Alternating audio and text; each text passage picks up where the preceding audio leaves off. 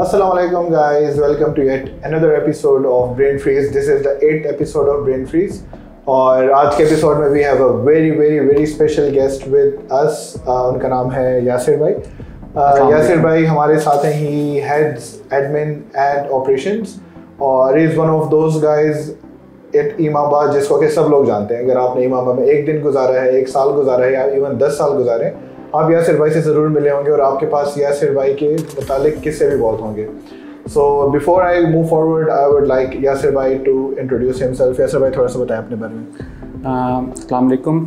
मैं इमामाबाद में ऑपरेशंस और एडमिन को हेड कर रहा हूँ और अब कोई ऑलमोस्ट एक डिकेड कंप्लीट होने वाला है मेरा इमामाबाद के साथ. और इसके अंदर जो है admin related and ops related जितने भी फंक्शंस हैं वो सारे के सारे जो हैं वो मैंने देखने होते हैं. और इसके अंदर जो है ऑफिस की हर चीज़ की इन्वॉल्वमेंट हो जाती है, even from a pencil to laptops, screens, electricity maintenance, और हर वक्त आपका बैकअप होना चाहिए हर चीज़ के लिए. तो इन सब चीज़ों को देखने के लिए जो है मैं इमामाबाद में कोई पिछले 10 साल से मौजूद हूँ. ठीक. यासिर भाई एक बात होती है जो कि हम हमेशा सुनते हैं ऑप्स एंड एडमिन के बारे में. सो एक तो ऑपरेशंस एक डिफरेंट वर्टिकल है, एडमिन इन इटसेल्फ एक डिफरेंट वर्टिकल है. आप दोनों चीज़ों को हेड करें तो आप जस्ट ब्रीफली हमें बता सकते हैं कि आपका स्कोप ऑफ वर्क जो है वो क्या है इमामाबाद के अंदर. मेरे स्कोप ऑफ वर्क के अंदर जो है वो जो चीज़ें इंक्लूड होती हैं उनके अंदर आपकी सबसे पहले तो इलेक्ट्रिसिटी की प्रोविज़न है, क्योंकि इलेक्ट्रिसिटी मेन पार्ट है हमारी हर चीज़ के लिए कि आपको जो है वो सीमलेस इलेक्ट्रिसिटी की प्रोविज़न हो, जनरेटर बैकअप्स हों, आपके यूपीएस वगैरह जो हैं वो सारे इंटैक्ट चल रहे हों, जिसकी वजह से जो है ऑफिस का कोई काम रुके नहीं और वो हर काम जो है स्मूथली चलता रहे. ठीक हो गया. ठीक है यासिर भाई, एक और मेरा क्वेश्चन जो यूजुअली मेरे जहन में एक आता है कि चीज़ों की काफ़ी ज़्यादा डिटेल्ड नॉलेज रखना. एज इन अगर मैं आईपीएस की बात कर लूँ, मैं अगर इलेक्ट्रिसिटी, इवन मैं अगर लैपटॉप्स वगैरह की बात कर लूँ, उसमें भी काफ़ी टेक्निकलिटीज़ होती हैं कि कौन से हमारा डेव है, किस तरह का है, उसको किस तरीके का हार्डवेयर चाहिए, फिर उस हार्डवेयर की R&Ds वगैरह करना, सब कुछ करना. सो एक नॉर्मल बंदा आई मीन जो कि एक नॉन टेक्निकल बंदा है, उसके लिए काफ़ी मुश्किल होता है इन चीज़ों को समझना, काफ़ी टाइम भी लगता है. प्लस जिस तरह की चीज़ें एडवांस होती जा रही होती हैं उसमें भी काफ़ी मसले आ जाते हैं. तो आपको टेक्निकल नॉलेज की इतनी इन डेप्थ के जैसे आप थोड़ा सा अगर हमें बता दें कि आप जब इमामाबाद में आपकी हायरिंग हुई थी, आपका तब रोल क्या था, आपका एजुकेशनल बैकग्राउंड क्या है और फिर आप अभी जो काम कर रहे हैं, सो ये ट्रांजिशन के बारे में थोड़ा सा बताएं. तो फर्स्ट स्टार्ट एजुकेशन से करते हैं. तो मैंने मास्टर्स किया हुआ है कंप्यूटर साइंसेस के अंदर और 2011 में किया था. और उसके बाद से जो है उसके तकरीबन कोई 2 साल के बाद जो है मैंने इमामाबाद ज्वाइन की थी. तो टेक्निकल नॉलेज तो मेरा इस चीज़ के अंदर इसलिए स्ट्रॉन्ग है कि बैकग्राउंड जो है वो कम्प्लीटली कंप्यूटर साइंसेस का है. और इमामाबाद के अंदर जो मेरी पहली हायरिंग हुई थी, तो पहली हायरिंग मेरी एज ए डेवलपर हुई थी. तो काफ़ी अर्सा जो है मैं डेवलपमेंट में काम करता रहा. उसके साथ जो है फिर मैं ऑपरेशंस देखा करता था. तो उस वक्त हमारी स्ट्रेंथ इतनी ज़्यादा नहीं थी, हम कोई 10 या 12 के करीब लोग थे. तो उस वक्त ऑपरेशंस मतलब साथ वो जो है मैनेज हो जाया करते थे. तो उसके बाद जो है ऑपरेशंस का काम जब बढ़ना स्टार्ट हुआ तो उससे जो है डेवलपमेंट थोड़ी जो है वो मुतासिर हो रही थी कि उसके लिए टाइम नहीं मिल रहा था. तो उसके बाद जो है फिर मैंने टाइम क्योंकि ऑपरेशंस में बच जाता था तो मैंने QA की तरफ जो है वो ट्रांजिशन की. अच्छा, अब आपने सारे रोल देखे इमामाबाद के? हाँ, इमामाबाद के अंदर मैंने सारे रोल देखे. और उस टाइम पर जो है HR का भी तकरीबन काम मैं देखा करता था और फाइनेंस का काफ़ी हद तक जो काम था वो मैं देखा करता था. तो इसी तरीके से बस करते करते जैसे जैसे हमारी स्ट्रेंथ बढ़ती गई, इमामाबाद ने ग्रो किया, तो उसके बाद जो है जस्ट मैं ऑपरेशंस जो है और जो एडमिन का पार्ट है अब मैं वो देख रहा हूँ. तो डेवलपमेंट एंड टेस्टिंग जो है वो काफ़ी अर्सा पहले जो है वो मैंने छोड़ दी थी. ठीक. सो इन शॉर्ट आप तकरीबन जो इमामाबाद में जितना काम हो रहा है, from services to everything, development आपने की है, QA आपने किया है, HR फाइनेंस आपने किया और एंड में आपने अब आप एडमिन करें. तो लेट्स जस्ट से अगर आप टाइम में वापस ट्रैवल कर सकते हैं पीछे और आपको एक अपॉर्चुनिटी मिल जाए कि इन सारे रोल्स में से आपने कोई एक रोल चूज़ करना है, तो क्या करेंगे आप? तो मैं उस पर ऑपरेशंस और एडमिन जो है उसी को चूज़ करूँगा, क्योंकि आई थिंक कि इसका फील्ड के अंदर जो है वो मैं ज़्यादा बेटर परफॉर्म कर सकता हूँ. लिखने में मुझे थोड़ा इशू होता है कि चीज़ों की डिटेलिंग जो है, तो मेरा मेन इशू ही यही है कि मुझे लिखने के अंदर थोड़ा सा इशू होता है. मगर अगर वो आपने वैसे कोई काम परफॉर्म करना है, कोई टीम एक्टिविटी और टीम कोलैबोरेशंस वगैरह जो हैं वो मेरी बहुत स्ट्रॉन्ग हैं.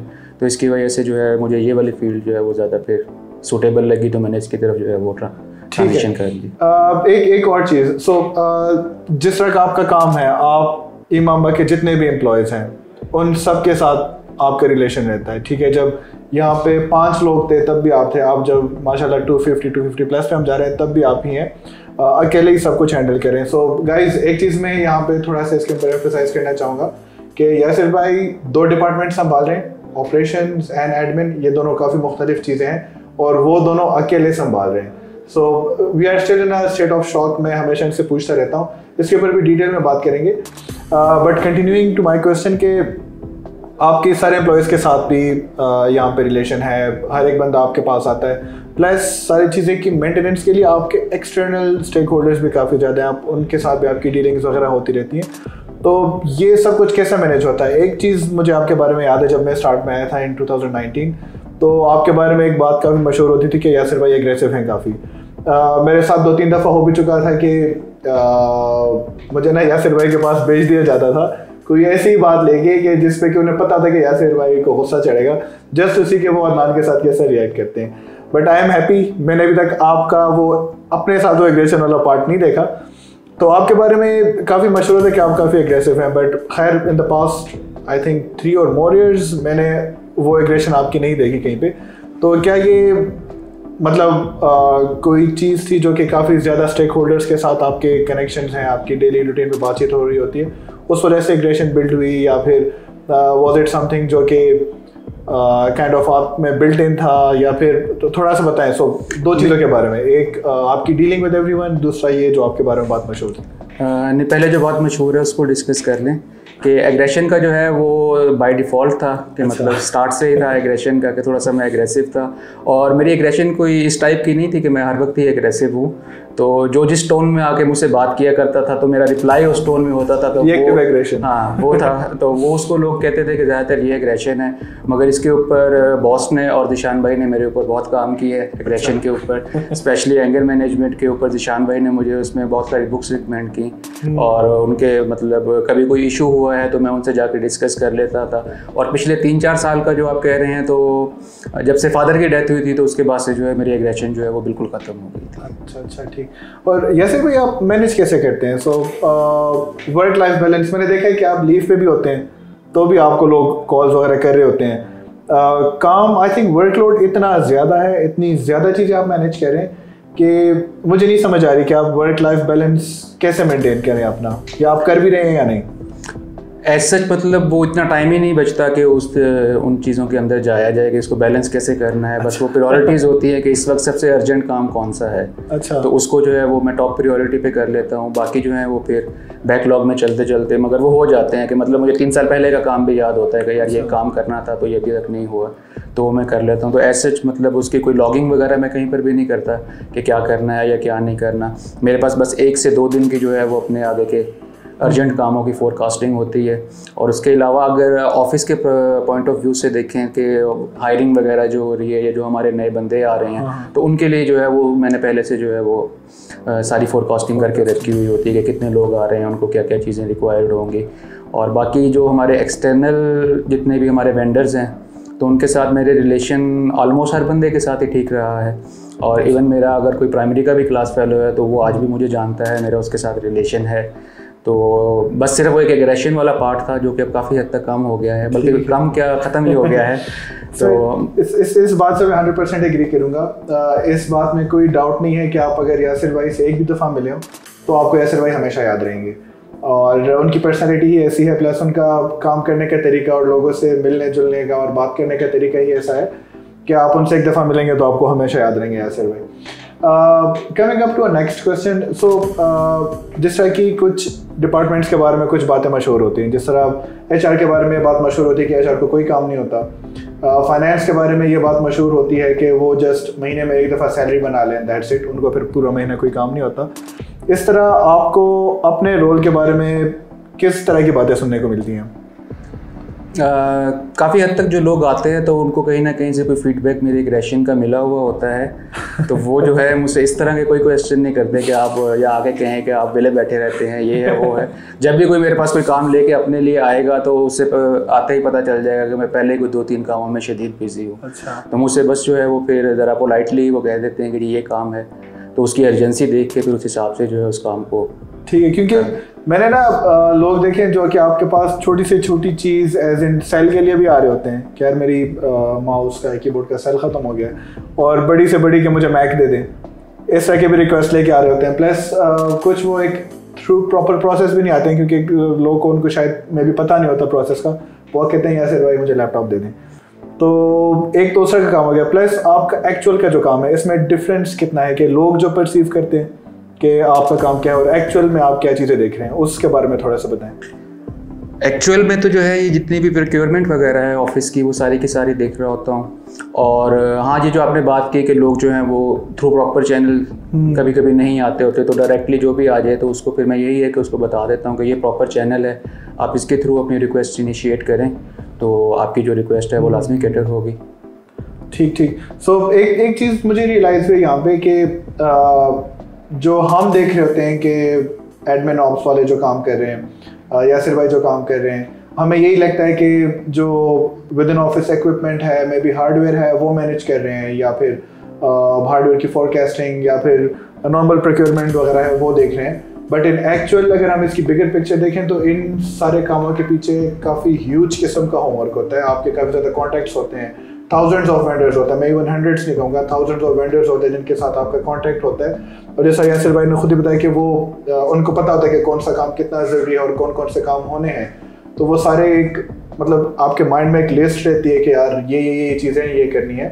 तो आई थिंक ये काफ़ी ज़्यादा एक टफ टास्क है आपको। मुझे लगता है कि आपको जब घर में भी होंगे, जब सो भी रहे होंगे, तो आपको हॉन्ट कर रहा होगा कि यार वो एक टास्क है, वो पेंडिंग है, वो करना है, कल कोई इवेंट होना है, उसकी कोई चीज़ पेंडिंग है। तो I truly have the idea.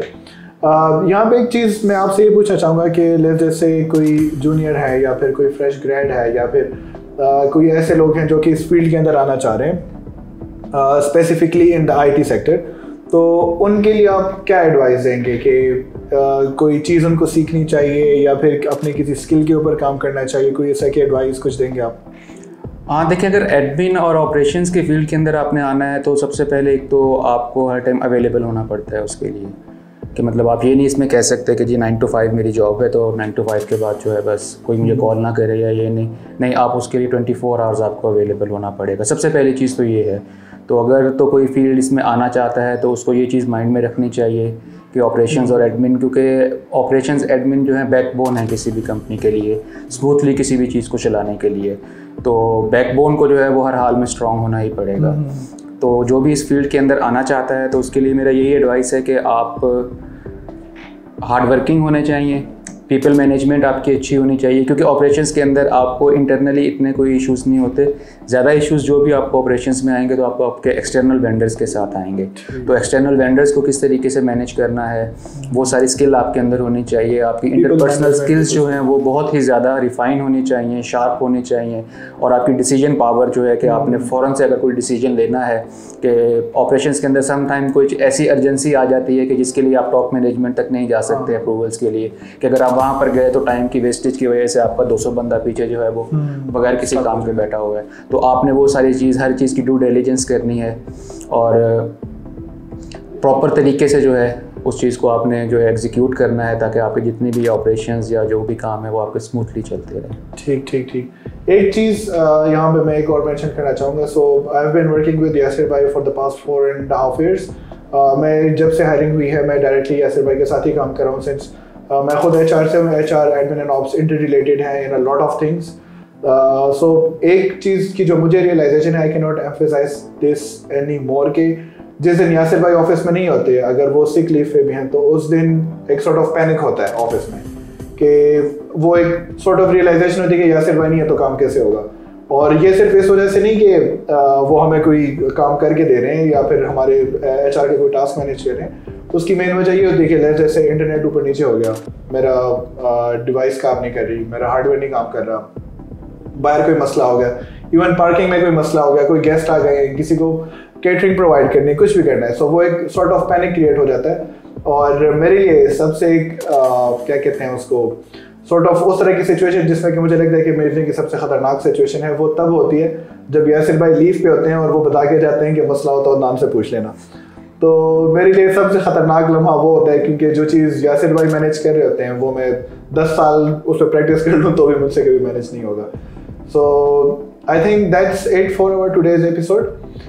Yasir भाई थैंक यू सो मच, आपने इतना टाइम निकाला। हमने काफ़ी मिन्नत देखी यासिर भाई की हमारे पास एक एपिसोड में आए, and we really have an idea कि आप कितने बिजी हैं। और एंड पॉइंट तक यासिर भाई आज भी कह रहे थे कि यार ये ज़रूरी है करना, और हम उनको खींच के लाएं कि हाँ ज़रूरी है, हमने लोगों को बताना है कि इमाम का पावर हाउस कौन है। So thank you so much everyone for joining us, and thank you so much Yasir भाई, आप हमारे साथ रहें। Thank you. और फ्यूचर में किसी के कोई क्वेश्चंस, कुछ कंसर्न्स हो, you guys know how you can reach out to us, and इंशाल्लाह we will see you in the next episode. Bye.